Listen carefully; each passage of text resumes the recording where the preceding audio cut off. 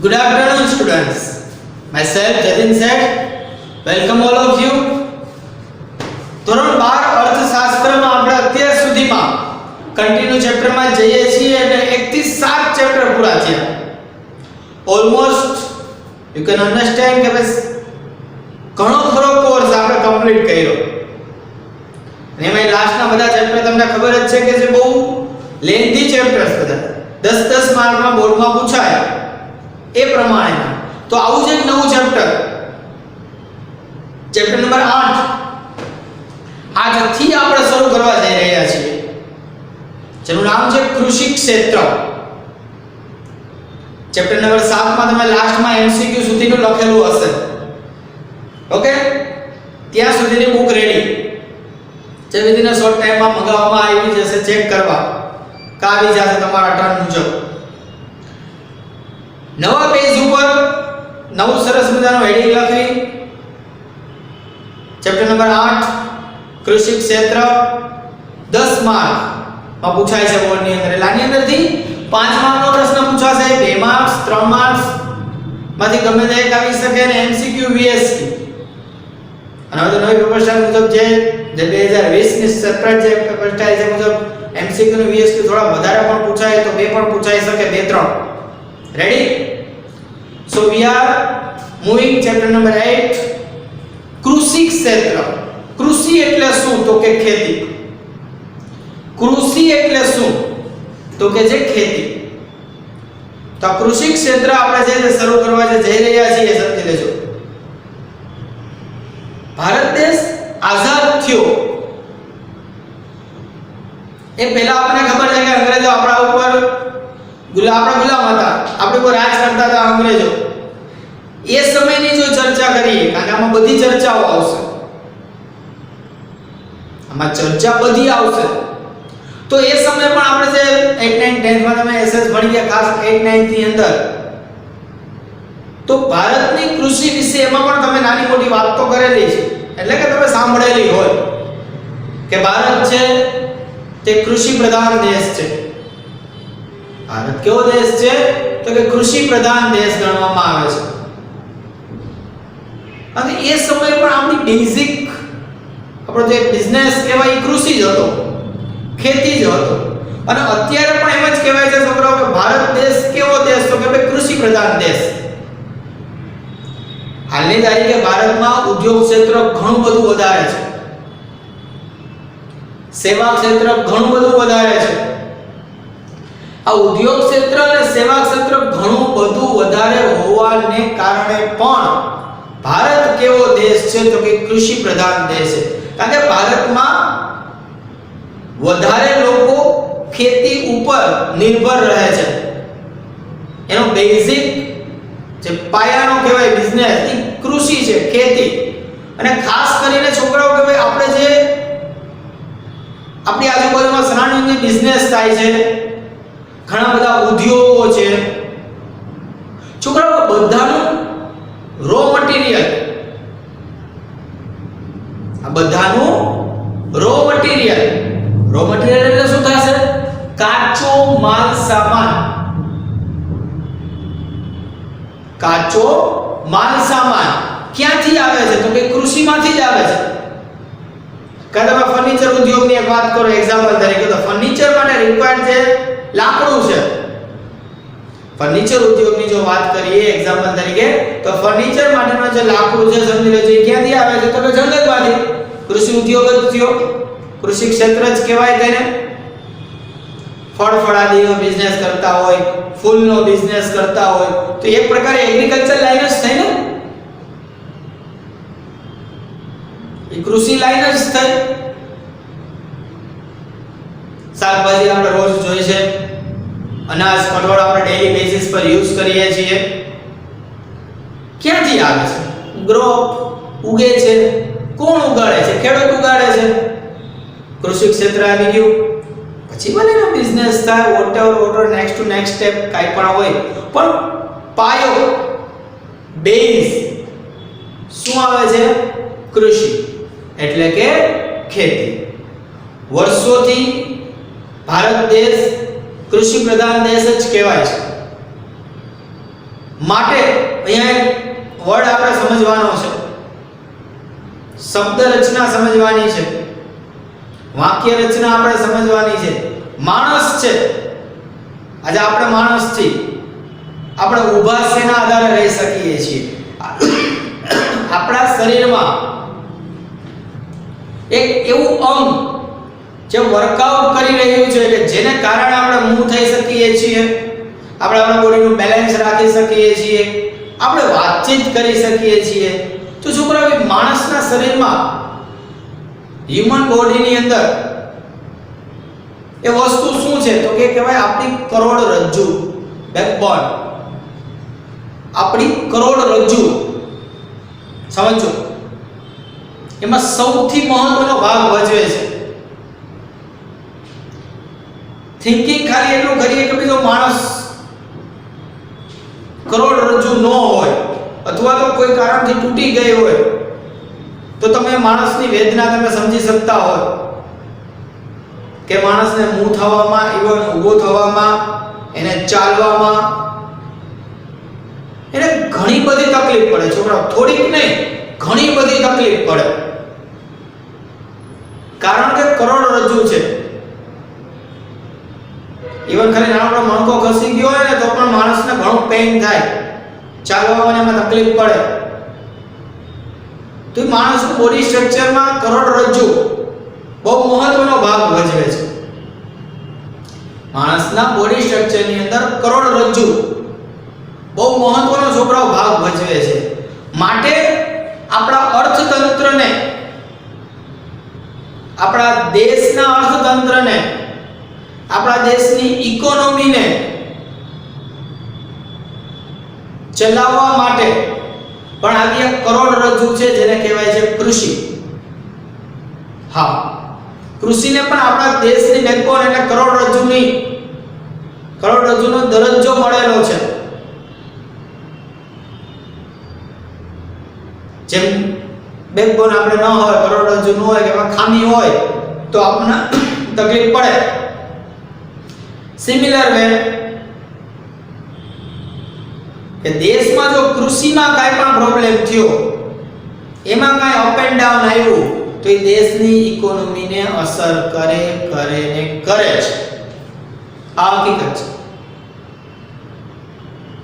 તો આ ચેપ્ટરની અંદર આપણે આ વસ્તુ જોવાની છે કે કૃષિનું મહત્વ શું. આપણો તો પહેલો જ ક્વેશ્ચન આવશે કે જે તમને એક્ઝામની અંદર 2 માર્ક્સની અંદર પૂછાય, અલગ અલગ રીતે પ્રશ્ન પૂછાઈ શકે, જે તમારી પીડીએફ માં પણ આવી જ જશે. તો કૃષિનું મહત્વ શું છે, શું કામ કૃષિ જરૂરી છે, ખાસ કરીને ભારત દેશ માટે. તો આપણે વન્સ અગેન આપણે એ વસ્તુની ચર્ચા કરી કે ભારત દેશ કેવો દેશ છે? કૃષિ પ્રધાન દેશ કહેવામાં આવે છે. ઓકે, વન્સ અગેન ચેપ્ટર ચાલુ કરતા પહેલા તમને બેઝિક વસ્તુ કહી દઉં કે ભાઈ ચેપ્ટર છે તે 10 માર્કનું છે. નવા પેજે તમારે બુકની અંદર રાઇટ ડાઉન કરવાનું છે. આપણે તમારી ટેક્સ્ટબુક લઈને જ તમારે લેક્ચરમાં બેસવાનું. વારંવાર દરેક લેક્ચરમાં કહેવામાં આવે છે, એટલે ખાસ માઇન્ડમાં ક્લિયર રાખજો. બીજી વસ્તુ, ટેક્સ્ટબુકમાં જે આપેલું છે પેજ નંબર એ પ્રમાણે આપણે રાઇટ ડાઉન કરીએ છીએ, પોઈન્ટ ટુ પોઈન્ટ જાય છે. જે ટોપિક આમાંથી કટ આઉટ થયા હશે એ તમને કહી દેવામાં જ આવશે.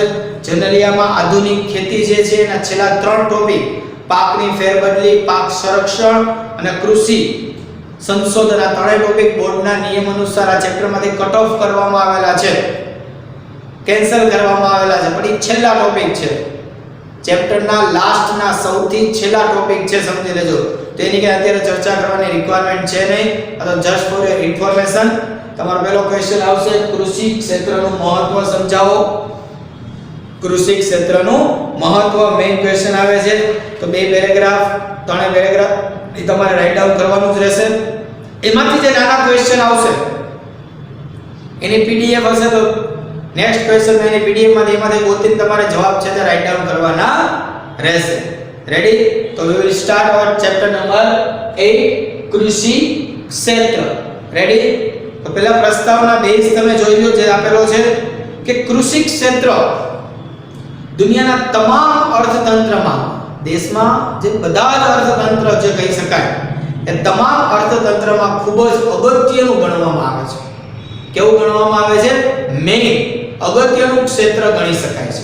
આ ક્ષેત્ર દ્વારા દેશની વસ્તીને, દેશમાં જે વસ્તી છે એ દેશની વસ્તીને અનાજ પ્રોવાઈડ કરવામાં આવે છે, શાકભાજી પૂરું પાડવામાં આવે છે, ફળફળાદી, ફૂલો જ નહીં પરંતુ ઉદ્યોગ માટે, જે તમને ફર્નિચરનું ખાલી એક્ઝામ્પલ આપેલું હતું, એવા ઘણા બધા ઉદ્યોગો માટેનો કાચો માલ સામાન પણ પૂરો પાડવામાં આવે છે. દુનિયાના દરેક દેશમાં કૃષિ ક્ષેત્રની ક્ષમતા જુદી જુદી હોય, કારણ કે ખેતી જમીન આધારિત હોય અને બધા દેશની જમીન અલગ. જેમ આપણા દેશની વાત કરીએ તો આપણા દેશમાં બધા રાજ્યમાં જમીન અલગ અલગ છે, તો બધા દેશમાં પણ અલગ અલગ હોવાની છે, સમજી લેજો. તો કૃષિ ક્ષેત્રની જે ક્ષમતા છે એટલે કે જે કેપેસિટી કહેવાય એ કેવી છે? અલગ અલગ હોય છે. તે જુદા જુદા પ્રમાણમાં ઉત્પાદન કરતી હોય છે, રોજગારી અને આવક સર્જન કરી આપતું જોવા મળે છે. કે બધાની અલગ અલગ રોજગારી એમાંથી મળતી હોય, એમાંથી અલગ અલગ વ્યક્તિઓનો અલગ અલગ પ્રકારે અલગ અલગ આવક પણ મળતી હોય છે. રેડી? તો આમ કૃષિનું મહત્વ અહીંયાથી જ શરૂ થઈ જાય. તો આપણે ટોપિક શરૂ કરીએ છીએ. કૃષિનું મહત્વ, એને અર્થતંત્રની કરોડરજ્જુ એવું પણ ઉપનામ છે તે આપેલું છે. એના અર્થતંત્રની કરોડરજ્જુ તરીકે પણ ઓળખવામાં આવે છે. સિમિલર નામ છે કૃષિ ક્ષેત્રનું મહત્વ કયો કે અર્થતંત્રની કરોડરજ્જુ કયો? Both are same. બંને શું છે? એક જ કહેવાય છે. રેડી? ભારતમાં કૃષિ ક્ષેત્ર પુરાતન કાળથી, પુરાતન કાળ એટલે શું? જૂનો પુરાણો સમય, અંગ્રેજોનો સમય અને અંગ્રેજો કરતા પણ પહેલાનો સમય થી એનું મહત્વ રહેલું છે. ભારત કૃષિ ઉત્પાદન એટલે કે ખેતીનું ઉત્પાદન, રોજગારી એટલે એમાંથી કામ ધંધો મેળવવો અને નિકાસ કમાણી જેવી બાબતોમાં કૃષિ ક્ષેત્ર પર ખૂબ નબળું હોવાથી ભારતને ખેતી પ્રધાન દેશ એટલે કે કૃષિ પ્રધાન દેશ તરીકે અહીં ઓળખવામાં આવે છે. કારણ કે ભારતની અંદર ઘણા બધા લોકો ખેતી ઉપર નભે છે, કૃષિ ઉપર નભે છે, એમાંથી નોકરી મેળવે છે એટલે કે રોજગારી મેળવે છે, એમાંથી પૈસા કમાય છે અને ઘણા બધા ઉદ્યોગો પણ કૃષિ ઉપર આધારિત હોય છે. માટે ભારત દેશ છે એને કેવો દેશ કહેવામાં આવે છે? કૃષિ પ્રધાન દેશ. ભારતમાં કૃષિ ક્ષેત્ર દેશની જીવાદોરી સમાન છે. ઘણીવાર આપણે નદીને જીવાદોરી કહેવાય, કારણ કે નદીમાંથી પીવાનું પાણી મળે, નહીં પીવાના પાણીથી આપણે જીવીએ છીએ. એટલે તો સિમિલર વર્ડ છે કે કૃષિ ક્ષેત્ર પણ દેશની શું છે? જીવાદોરી છે. તેથી તેને અર્થતંત્રની કરોડરજ્જુ સમાન દરજ્જો આપવામાં આવે છે. એટલે કે ભારતીય અર્થતંત્રના વિવિધ ક્ષેત્રો, ભારતમાં ઘણા બધા ક્ષેત્રો છે, જેમ કે ઉદ્યોગ ક્ષેત્ર, સેવા ક્ષેત્ર અને કૃષિ ક્ષેત્ર. આ વિવિધ ક્ષેત્રો કૃષિ ક્ષેત્ર ઉપર જ અવલંબે છે. અવલંબિત એટલે આધાર રાખવો. જેનું મુખ્ય કારણ એ છે કે જો કોઈ કારણસર ભારતમાં કૃષિ ક્ષેત્ર તેના ખેત ઉત્પાદનમાં નિષ્ફળ જાય, ખેતીનું જે ઉત્પાદન કરવાનું હોય, કોઈ પણ પાક ઉગાડવાનો હોય એમાં નિષ્ફળ જાય, તો અનાજ, શાકભાજી, ફળફળાદી અને ફૂલો જ નહીં પણ ઉદ્યોગોમાં પણ કાચા માલ તરીકે વપરાતો રોકડિયા પાક પણ નિષ્ફળ જાય, તો તેવા સંજોગોમાં દેશના જે લોકો છે એને ખેતીજન્ય એટલે ખેતીમાંથી મળી આવતી અથવા તો ખેતીમાંથી આપણે જે ઉપયોગમાં લઈએ એવી એ ખેતીજન્ય ચીજ વસ્તુઓ પૂરતા પ્રમાણમાં મળી રહેતી નથી. તે ખૂબ જ ઊંચા ભાવોએ પ્રાપ્ત થાય છે અને જેનાથી શું થાય? લોકોનું જીવન ધોરણ ખૂબ જ પ્રભાવિત થાય છે. શું થાય છે? લોકોનું જીવન ધોરણ પ્રભાવિત. કારણ કે રો મટીરીયલ શું છે? ખેતી. રો મટીરીયલ શું છે છોકરા? ખેતી. હવે ખેતીમાંથી જે રો મટીરીયલ મળે છે એ મોંઘું થઈ ગયું અથવા તો મળતું જ નથી, તો એમાંથી બનતી વસ્તુ પણ કેવી હોય? મોંઘી. જેમ કે ટાયર, રબર. દક્ષિણ ભારતમાં ઘણા બધા બગીચાઓ આવેલા છે, રબરના બગીચા હોય. બહુ રબર પ્રવાહી સ્વરૂપે જે મળે બહુ કોસ્ટલી હોય, કારણ કે એની મહેનત બહુ વધી જાય, માટે એમાંથી બનતા ટાયર ટ્યુબ કેવા છે, મોંઘા છે, કારણ કે એનું રો મટીરીયલ કેવું છે, મોંઘું છે. રેડી? તો આ બધી વસ્તુ ડાયરેક્ટ યા ઇનડાયરેક્ટ એમાં શું લાગતી હોય છે, અસર કરતી હોય છે એટલા માટે. તદુપરાંત દેશની વસ્તીનો મોટો ભાગ તો 2011 ની વસ્તી ગણતરીને ધ્યાનમાં રાખે છે, કારણ કે છેલ્લી વસ્તી ગણતરી 2011 માં થઈ હોવાને કારણે 68.8% 68.8% પીપલ ગ્રામ્ય વિસ્તારમાં વસવાટ કરતો હોવાથી એમ કહી શકાય કે જો ખેત ઉત્પાદન નિષ્ફળ જાય તો આ દેશની મોટા ભાગની વસ્તીની આવકને માઠી અસર થાય, એટલે કે ખરાબ અસર થાય, કારણ કે 68% લોકો ગામડામાં રહે છે. 68% લોકો ગામડામાં રહે છે, સમજી લેજો. એ કૃષિ ઉપર નિર્ભર છે. શેમાં નિર્ભર છે?